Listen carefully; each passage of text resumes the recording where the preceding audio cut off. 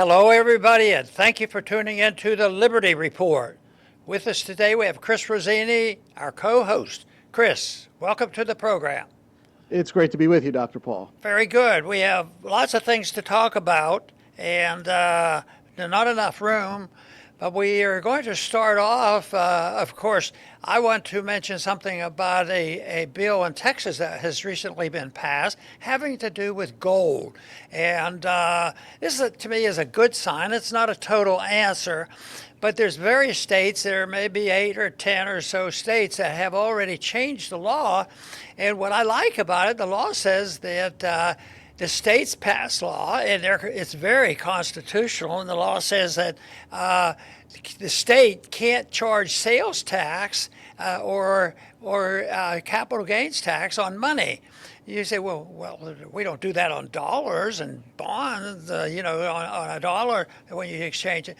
But if you go in and buy a coin in a coin store, you may very well be charged a sales tax, and you may very well be asked the federal government to have a capital gains tax because, when gold goes from 1,000 up to 3,000, they've made a lot of money. Of course, they didn't make any money. All they did was point out that the devaluation of the money means that the money is being destroyed. But anyway, it's there's several states that have done it, and Texas has done this. And it emphasizes that the state has, the responsibility. And that's what I like about it. I say that the state can use nothing other than legal tender other than gold and silver. Well, we've gone a long way from that, and nobody's recognized that. But there's been a reversal of that movement, and more people are moving into it. And Texas just passed their law that's equivalent to this. But this makes a very important point. That doesn't mean that a gold standard is around the corner, but interesting gold is very high order. And the one thing is gold was not a high order in 1932 when 33 when we went when Roosevelt took the gold in, stole the gold from the people, and there was no riots or people complaining too much. But now there's a lot more interest because they are in a wholesale manner really devaluing the currency. And the main point I make about that is you can have a pretty good feel of what to expect. That you look at what the Congress is doing, what the people are demanding, what the military-industrial complex is demanding, and they're all demanding more money. And guess what? The politicians are responding. That's when it comes. They're just look at the procedures that we went through on the budget. There was a lot of bipartisanship, and the House did a token effort to say, hey, this is way out of order. We're going to cut back a little bit. And lo and behold, the Republican Senate, maybe they would make it better. No, they didn't make it better. And so if we're looking, a hint, I would always say look at whether they're going to cut spending and cut the deficit, and will the Fed quit printing money. So it is in high order. A lot of people are now, unlike what was going on in the 30s, are looking to try to save the value of the currency, and that is by the buying of precious metals. And the company I work with is Birch Gold Company, and they talk about this. They have information. They give advice about things that you can do. And one thing is being able to keep precious metals in an IRA account. Because for a long time the government was very, very much frowned on it, but they, approve of this one. It's not perfect, but it's so much better than not being able to, because if you have a retirement fund and you want to put it in, technically you're not supposed to, except the ones the government orders. So it's worth looking into. I had one a long time ago on a pension fund. I was able to put about 1 billion coins in there. But if you're interested in getting a little bit more information from Birch Gold, you can text the message below, Ron, 989898. If you do this, if you do Ron, 989898. Birch Gold will send you some material and information and explain what tax ramifications there are, and give you some ideas. But I believe it's worthwhile to do this, and you'll be able to get to somebody in Birch Gold by doing that. Text number Ron 989898. So I think the age of gold is here. It's been here for 3,000 years, and it's going to stay. I always like to think about what it was like maybe 2,000 or 3,000 years ago, and it was used as money very early on, and it still is going to be used as money.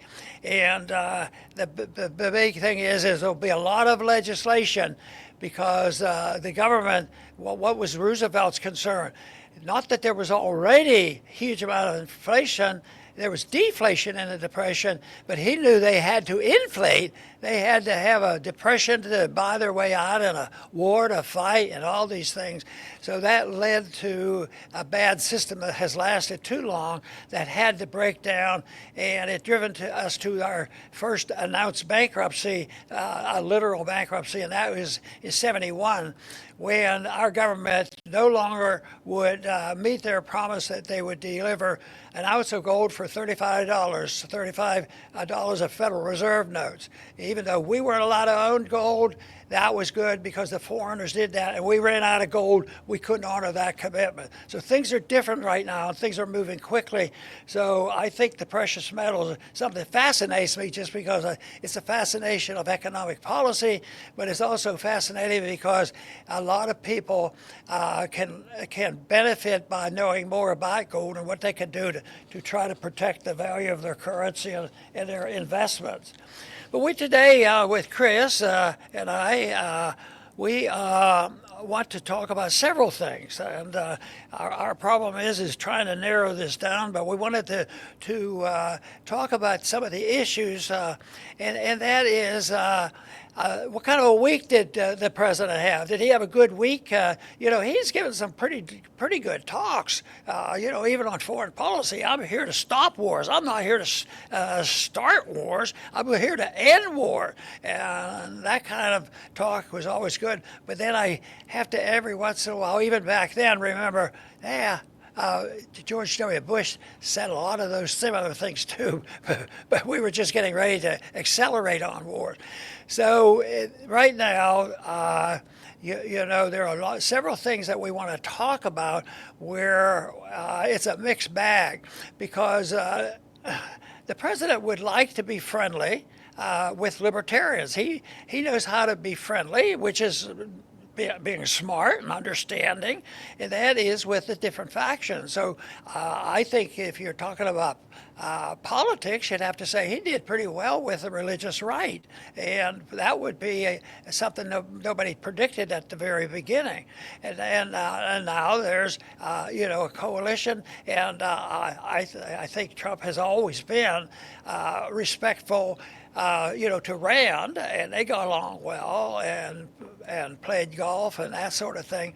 And they've asked me to do a couple things that I wasn't too excited about doing, but they wanted. But the one point we wanted to talk about briefly, at least, is Trump's attitude toward the best in the Congress, the best libertarian constitutionalist there is, and that, of course, is Thomas Massie. And he goes after him, and that to me is just so sad. But you know what? I think it's going to fall into the category of what the Democrats, when they say, we're going to destroy Trump, we're going to impeach him, he's a bad guy. Oh, it didn't work. We'll do it twice. We'll prove he's a bad guy. And that's what happened. He became more popular and became president. So maybe tearing into Thomas is not going to work, and it may backfire. I used to kid, if I was a lonely person in Washington, they would say, you're the only one that voted this way. And I would even kid them. I said, why worry about what my one vote is? But the thing of it is, if you're voting on principle and based on the Constitution, and you have one vote, that makes you philosophically equivalent to all the other people bowing down saying, we have to pass these bills. Deficits don't matter. We don't have to have sound monetary system. So this I think, is something that we have to worry about. But one thing we want to talk to about, especially, is some of the things going on with Epstein, because we did get an announcement, Chris, from the administration about we were going to hear more open debate and everything, but I was a little bit surprised how strongly the statement was. Forget it, pals. You're really not going to hear what the administration knows about the Epstein scandal. That's right, Dr. Paul.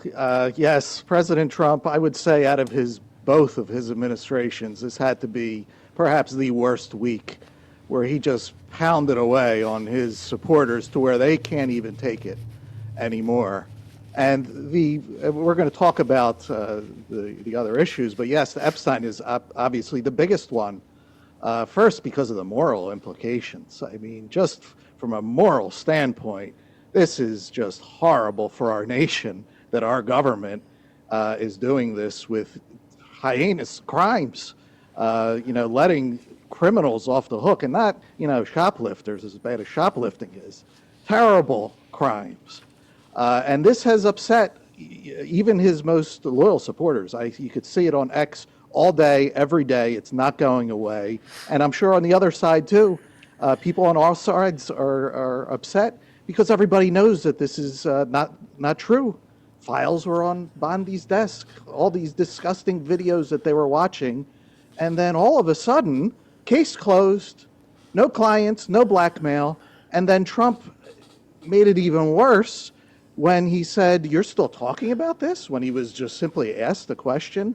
So it's, from a moral standpoint, it is terrible for our nation, for the world sees what our nation is doing with this, not only because of the crimes itself, but also the other aspect of it, and you and Daniel covered it this week, is that these crimes were used for blackmail. So that means that these that our leaders, perhaps, are being blackmailed. They're not actually our representatives. They're representing someone else that's blackmailing them.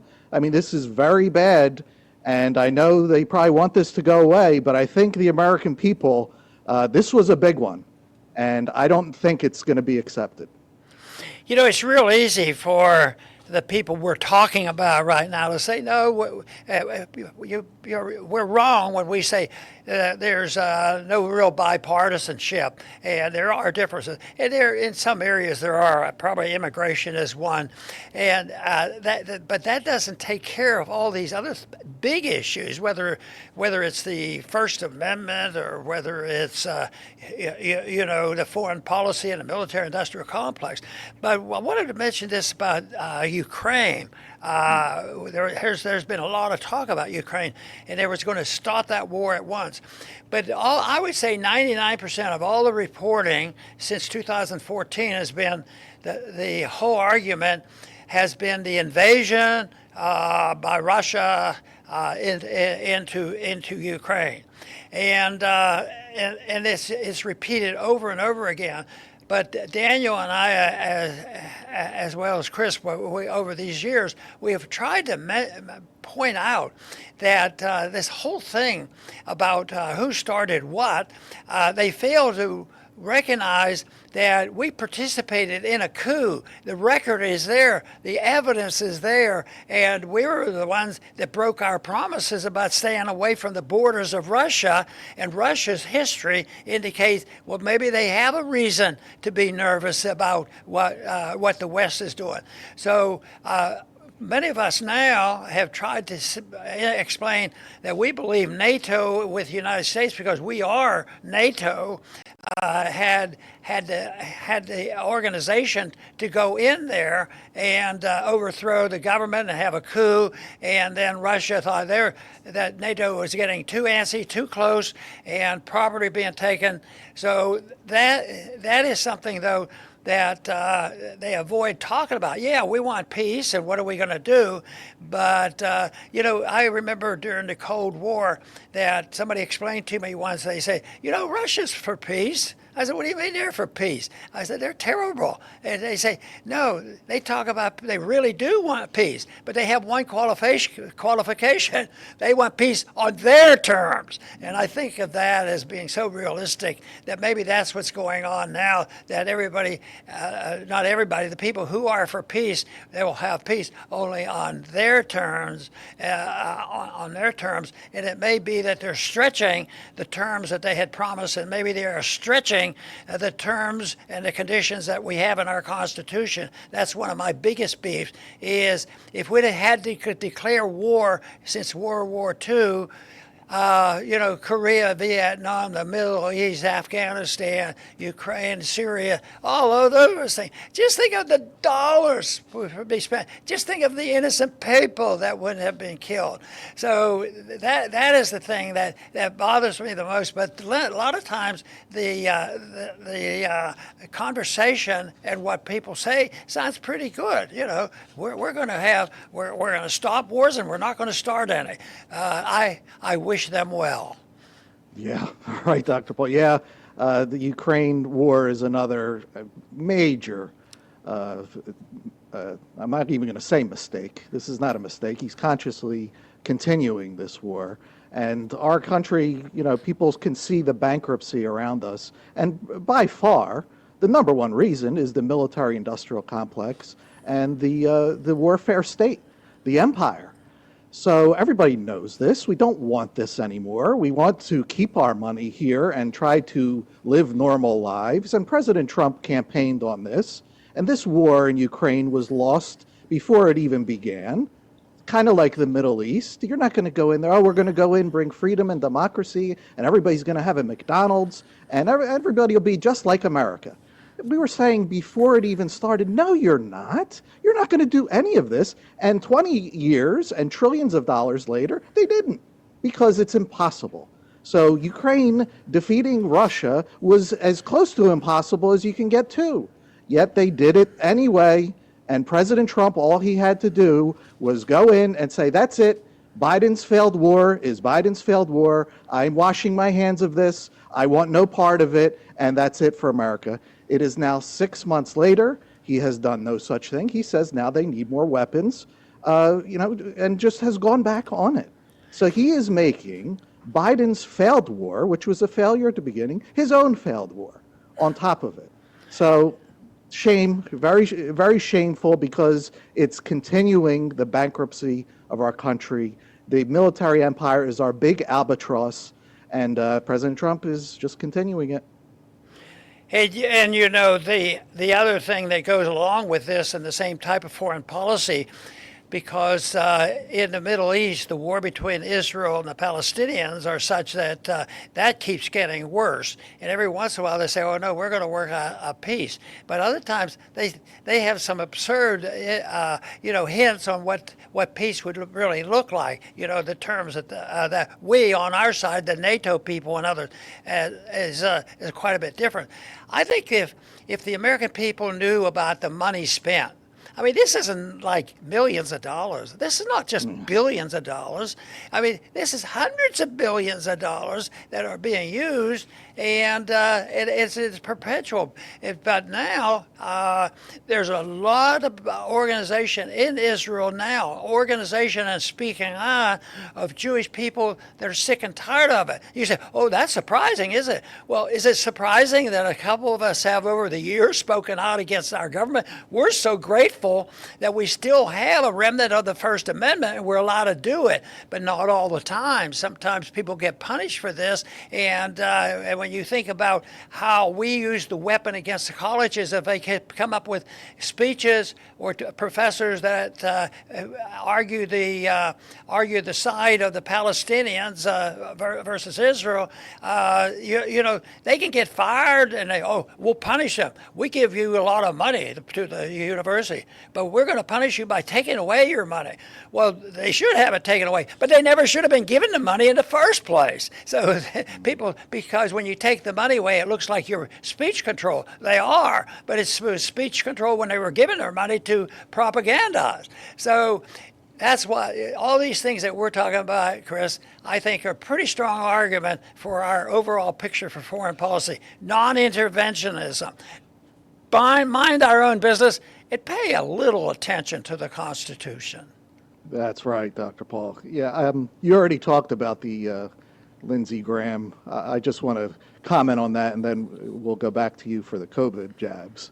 But yeah, President Trump, happy birthday, he says to Senator Lindsey Graham. He's always there when I need him. I hope everyone in the great state of South Carolina will help Lindsey have a big win, in all caps, in his re-election bid next year. Make America great again. From our president to Lindsey Graham, the same president that for the second time wants to primary Thomas Massie. The first time he tried, but Massie won big time. So he's going to try again, and at the same time endorsing Lindsey Graham, who approves of all of these wars. I don't know if there's a war that he never approves of. Very bizarre behavior. Nothing else needs to be said about it. It's pretty self-evident how bad this is, Dr. Paul. Hey, you know, the slogan that they use in this contest of supporting Graham is, make America great again. Now, who could be against that? But you know what I'd want to know is describe to me exactly where we were and what we were doing and what year it was that America was great. And there's been a lot of great things in America. But one of the greatest parts of America was the beginning of our republic. And but you can look at it in a very, very honest way. You say, well, the republic has dwindled away and we don't have much of it. But then again, you can say, yes, but just think of the progress we made. There's been production. We're a wealthy country, and but they can't come up with an idea where they really stopped the war. We ended wars when we ran out of money. And just think, we're running out of weapons now to send into Ukraine. And yet, in the old days, we send these weapons and making our defense weakened. And then you think about it, even if you didn't deal with all the details of why, the people in this country ought to think about the money being spent. And I think more and more people are starting to realize that there's profiteering in it, war profiteering, whether the war is justified to a slight degree or not supported at all. It's just the atmosphere says you have to replace them. They come up and they say, well, we're down to 20% of the missiles that we have to have. We gave too many away, to Ukraine. Well, that's not bad news. For the military-industrial complex, they say, hey, did you notice that thing? It looks like we're having jobs and profiteering for a while yet. So that's I think, the biggest problem, and money does talk. But we'll go ahead and we'll finish up on an item that I think is very important because so many of us, and probably all our viewers, remember well the COVID scandals and what's going on. And one of the reasons why Robert Kennedy is head of the health department for Trump, and that is that is pretty important with the issue of vaccines, and it's complex. My position is you never take a vaccine. If you do, you're all going to die. No, I want to take the decision-making away from the government, because then all of a sudden you have a pharmaceutical industrial complex that has every reason to promote mandating vaccinations. Now, there is a mandate, there was, and they've tried to soften that on the vaccines. But when I was in medicine, there was something that came out what they call IUD, intrauterine device for prevention of pregnancy. And I thought it was a gruesome medical procedure. And so my instincts were that I'm not going to use this thing for various reasons, but it turns out that, but the one temptation I remember in other areas, the temptation for me, well, I was I was more naive at that time. Well, the FDA said it's okay. They did a lot of investigation, but I didn't know who they were working for. And I thought, well, if the FDA it has approved it, wouldn't that protect us? They're giving us a good housekeeping sign of approval for it, and you would never be sued. No, the doctors still can be sued, and guess who's protected? The pharmaceutical companies, and they're still that way. I mean, it's a terrible system, and but now it's softening. I think that Trump's made some progress there. I think that I don't agree with everything on Robert Kennedy talks about, but all I want to do is emphasize whose decision is this? It should be the people. It should be the patient. It should be the doctor. It shouldn't be the politicians. It shouldn't be the pharmaceuticals who can influence all this voting and all this spending. And that's a big difference on almost everything. Get this stuff out of the hands of the government. The one thing that's hardest to understand is government is not there to make us safe. If that's a blanket statement, yes, they have a responsibility in national defense if we're attacked. But they don't. They say, for safety, you have to have safety. You have to eat the right kind of food. You have to have the right kind of exercise. You have to do this and that, and we'll make you safe. But while doing this and telling you how they can make us safe, and they have more guns and want to take the guns away from the people, that the founders at one time, they thought maybe weaponry and owning a gun was one of the methods that you could use to keep a family safe. So it's a principle of a philosophic principle of what liberty is all about. Where's the responsibility and what can you do? And it's not complicated. If people say, Ron, I think you're on the right track, but how do we sort it all out? I'd say read the Constitution. Look at Article in Section 8. If it's not authorized, don't ever allow the government to spend the money and participate in that item, because the founder said we'd all be better off. The 9th and 10th Amendment emphasize this too, that most of the problems were handled locally, statewide, and certain things were given to the federal government, but it was not given to a point where the executive branch is so strong that if you have a president that's rather aggressive or sleeping, like we had the last president, the executive orders get written, and we don't even know if he signed them. And the executive order is about 90% or more. You can have executive orders, to run the government, but probably 90% are technically unconstitutional. They shouldn't be able to write laws. How did we get to this point where the executive branch, the administrative branch, writes all the laws, and then the courts go and enforce it and expands on this so often? So I think that this thing on vaccines is interesting and worth thinking about, and trying to encourage the people to have a better understanding, and don't take your advice and don't have full trust in what the FDA says. That's not to say that everybody that worked at the FDA was lying and cheating. No, but they shouldn't be there, because the preponderance of evidence should be coming out of the marketplace.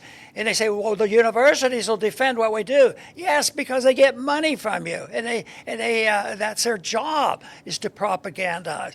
So I think it's a mess. But that's one thing I would say. They've made a step in the right direction. More people are thinking about it, but the fight is going to last for a while longer.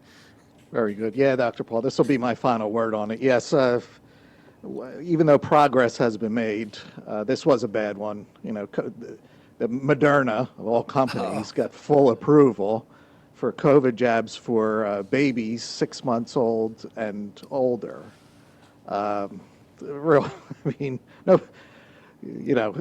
Nobody was even punished for the COVID, perhaps the biggest crime in the world history because it was so global in scale. Nobody punished for that, just swept under the rug. President Biden gave a preemptive pardon to Anthony Fauci. That means, if you find anything ever against him, he's pardoned. And look where we are today. President Trump is letting Epstein's clients off the hook.